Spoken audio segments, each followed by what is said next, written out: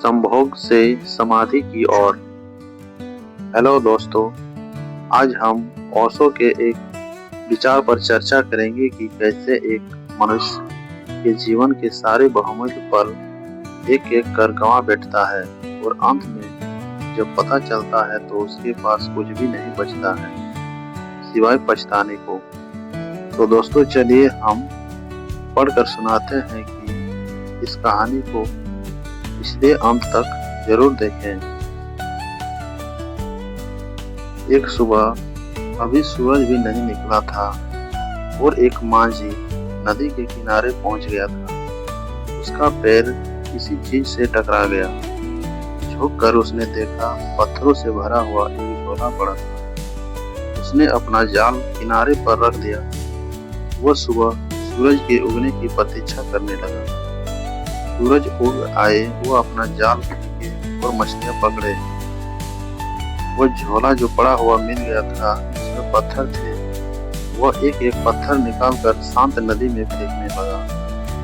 सुबह के सन्नाटे में उन पत्थरों के गिरने की छपा की आवाज सुनता, फिर दूसरा पत्थर फेंकता। धीरे धीरे सुबह का सूरज निकला, रोशनी की। तब तक उसने झोले के सारे पत्थर फेंक दिए थे। सिर्फ एक पत्थर उसके हाथ में रह गया था।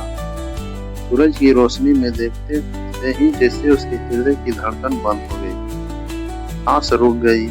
उसने जिन्हें पत्थर समझकर फेंक दिया था वे हीरे जवाहरात थे, लेकिन अब तो अंतिम हाथ में बचा था टुकड़ा और वो पूरे झोले को फेंक चुका था। वो रोने लगा, चिल्लाने लगा।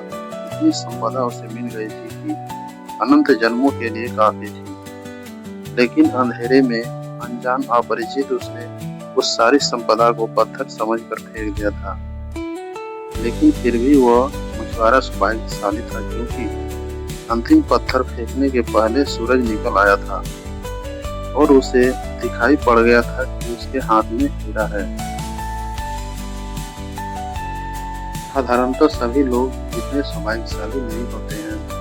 जिंदगी बीत जाती है, सूरज नहीं निकलता, सुबह नहीं होती, रोशनी नहीं आती और सारे जीवन के हीरे हम पत्थर समझ कर फेंक चुके होते हैं। जीवन एक बड़ी संपदा है, लेकिन आदमी सिवाय उसे फेंकने और गंवाने के कुछ भी नहीं करता है। जीवन का क्या यह भी पता नहीं चल पाता और हम उसे फेंक देते हैं।